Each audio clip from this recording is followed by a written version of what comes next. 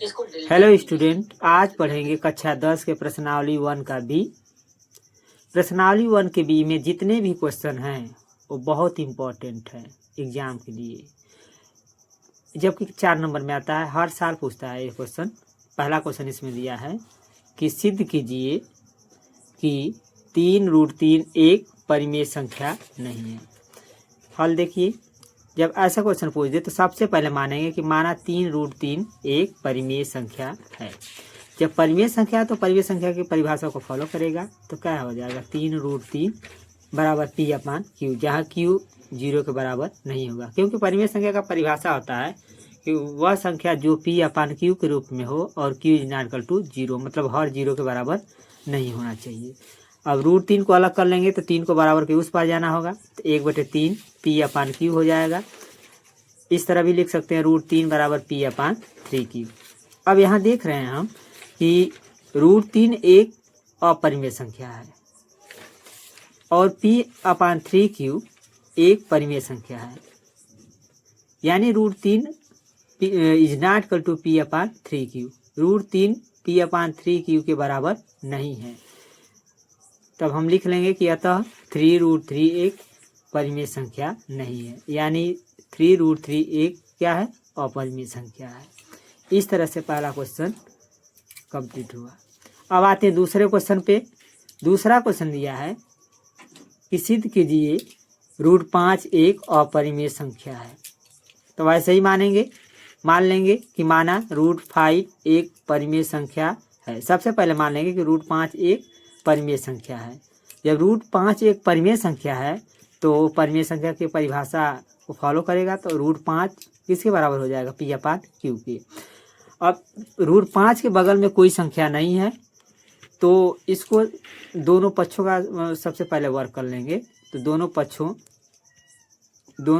में वर्क करने पर, दोनों पक्षों का वर्क का मतलब स्क्वायर होता है, √5 का स्क्वायर हो जाएगा बराबर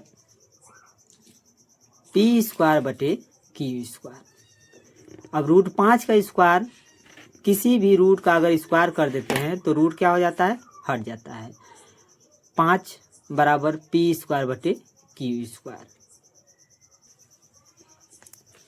5 बराबर P²/Q को Q² तो 2 बार लिख सकते हैं, Q × Q।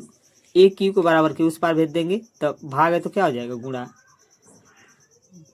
ये Q है, Q को बराबर किस पार भेजेंगे तो भाग है तो क्या हो जाएगा, गुणा। 5Q बराबर P²/Q हो जाएगा। अब यहाँ देख रहे हैं कि चूंकि 5Q एक पूर्णांक है, 5Q क्या है, एक पूर्णांक है जो P²/Q² में उभयनिष्ठ नहीं है। देखो यहाँ कॉमन नहीं, उभयनिष्ठ मतलब कॉमन नहीं है। यहाँ P²/Q है, यहाँ 5Q है, इसका मतलब ये दोनों उभयनिष्ठ नहीं है। तो जब कॉमन नहीं है तो आपस में बराबर नहीं हो सकते, तो 5Q बराबर नहीं होगा P²/Q² के, यानी 5Q = P²/Q। तो लिख देंगे कि अतः √5 एक क्या है, अपरिमेय संख्या है। अब प्रश्नावली 1 के बी का तीसरा क्वेश्चन दिया है, सिद्ध कीजिए कि 3√3 + 2√5 एक अपरिमेय संख्या है। मान लेंगे कि माना 3 + 2√5 एक परिमेय संख्या है, तो 3 + 2√5 किसके बराबर हो जाएगा, P/Q के, क्योंकि परिमेय संख्या को क्या करेगा, ये फॉलो करेगा। 2√5 को अलग कर लीजिए, 3 को बराबर के उस पार भेजिए, तो प्लस है तो क्या हो जाएगा, माइनस। 2√5 बराबर P/Q, आए 3 बराबर के इस पार आया तो क्या हो गया, माइनस 2√5। अब Q का गुणा करेंगे 3 में, तो P - 3Q पूरे के बटे क्या हो जाएगा, Q। √5 बराबर P - 3Q, 2 को बराबर के इस पार भेजेंगे तो गुणा है तो क्या हो जाएगा, भाग। P - 3Q बटे 2Q। यहाँ देख रहे हैं कि √5 एक अपरिमेय संख्या है। √5 एक क्या है, अपरिमेय संख्या है, लेकिन P - 3Q बटे 2Q, P - 3Q बटे 2Q एक परिमेय संख्या है, यानी √5 = P - 3Q बटे 2Q दोनों आपस में बराबर नहीं है, इसलिए हम लिख देंगे कि अतः 3 + 2√5 एक अपरिमेय संख्या है।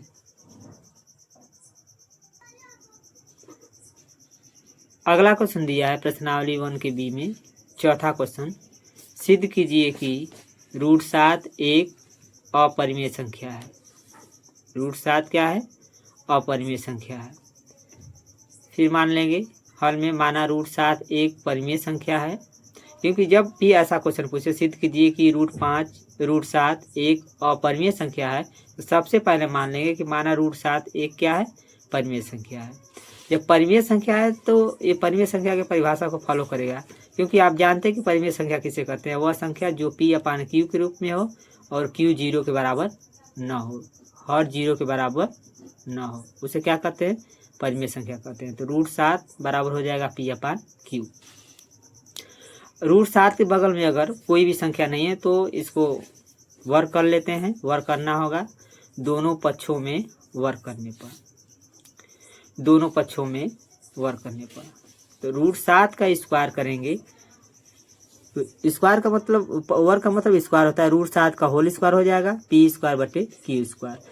किसी भी संख्या अगर रूट में हो, इसका स्क्वायर करने पर रूट हट जाता है, क्योंकि √7 को लिख सकते हैं 7 के घाते 1/2, चाहे ये लिखिए चाहे ये, बात एक ही है। अगर इसका स्क्वायर करेंगे, इसके नीचे कुछ नहीं तो 1, अंश का अंश में गुणा होगा, हर का हर में। तो इसको लिख सकते हैं 7 के घाते 2 × 1 = 2, 1 का 2 में गुणा होगा तो 2। अब 2 से 2 कैंसिल, 7 के घाते 1 यानी 7। तो किसी भी संख्या, कोई भी संख्या अगर रूट में हो तो उसका वर्क करने पर रूट क्या होता है? हट जाता है। तो 7 हो जाएगा। 7 बराबर P²/Q²।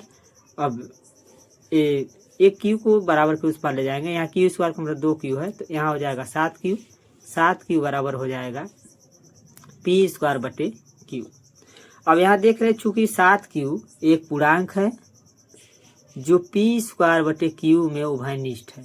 ये 7Q P²/Q में क्या है? उभयनिष्ठ है। उभयनिष्ठ है